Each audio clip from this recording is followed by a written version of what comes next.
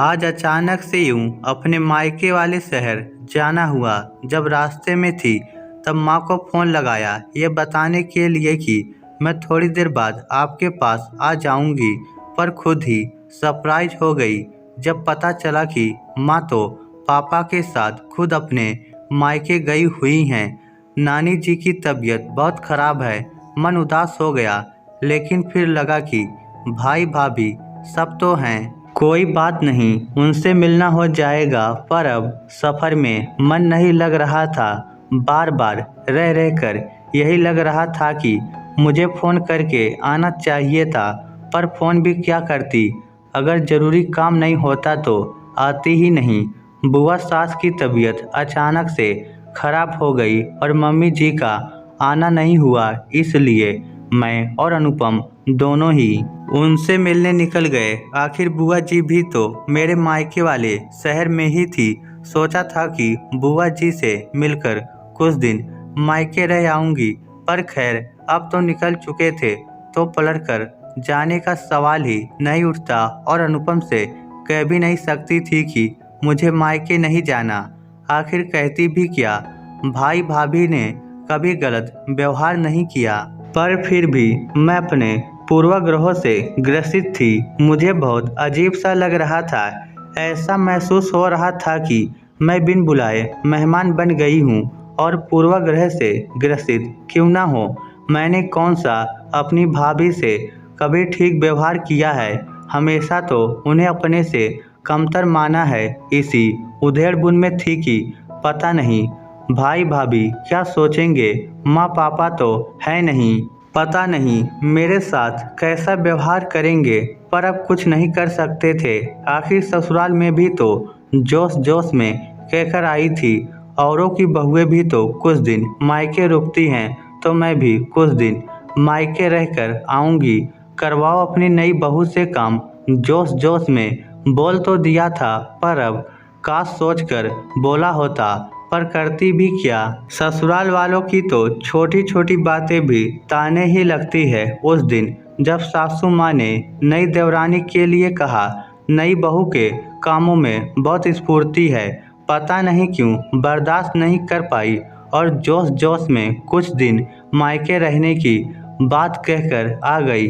पर इस बार सासू माँ ने ना रोका, क्योंकि अब तो उनके पास काम करने के लिए नई बहू आ चुकी थी। तो भला क्यों रोकती, क्यों अब मेरे नखरे उठाती।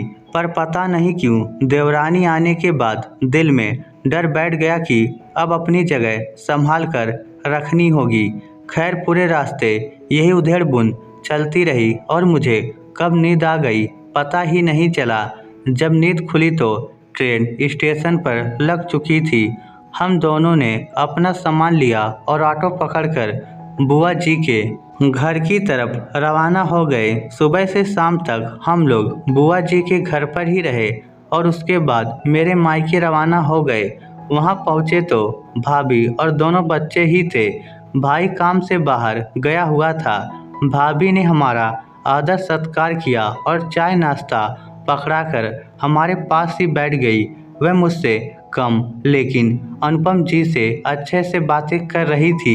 सच मुझे बहुत बुरा लग रहा था। आज समझ में आ रहा था कि अगर माँ पापा नहीं रहे तो मेरा तो मायका ही ख़त्म हो जाएगा, क्योंकि भाई अकेला कब तक मुझसे बात कर लेगा। उसे तो काम पर भी जाना होगा।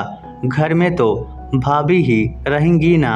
रह रह कर याद आ रहा था भाभी का वह हंसता खिलखिलाता चेहरा जो उनकी शादी के बाद था। हर बात में वह मुझे ही सबसे पहले पूछती थी, पर पता नहीं क्यों भाई की शादी होते ही मुझ में ननद वाली टेक क्यों आ गई।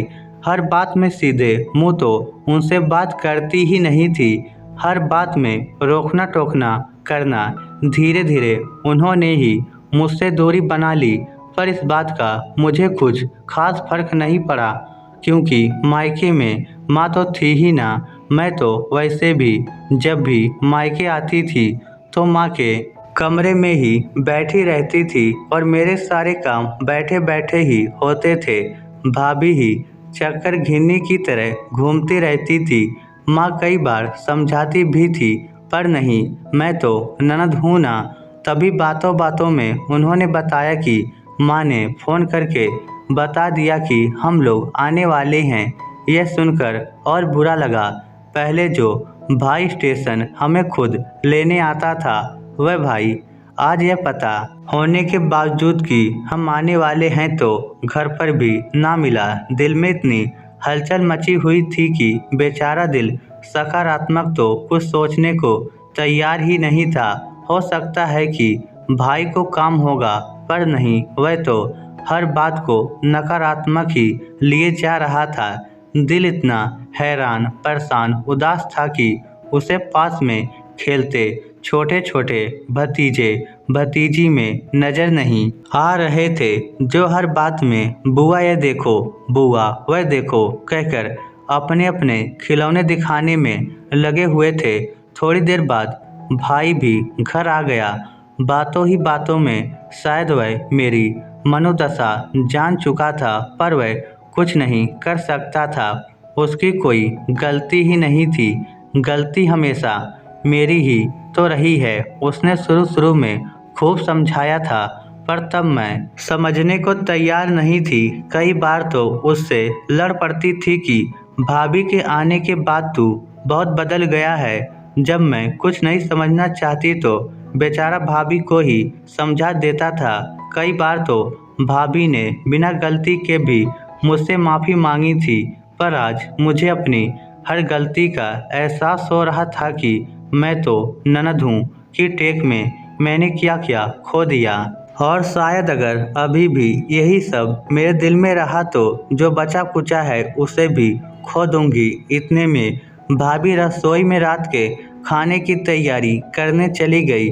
थोड़ी देर वहीं बैठने के बाद काफ़ी सोच विचार कर मैं भी रसोई की तरफ जाने लगी। मुझे रसोई की तरफ जाता देखकर भाई ने पूछा, अरे कुछ चाहिए तो भाभी ले आएगी। शायद भाई भी डर रहा होगा कि रसोई में जाकर ये भाभी से किसी बात पर झगड़ ना पड़े। नहीं भैया, ओ मैं यहाँ बैठी बोर हो रही थी तो सोचा भाभी की मदद कर दूँ।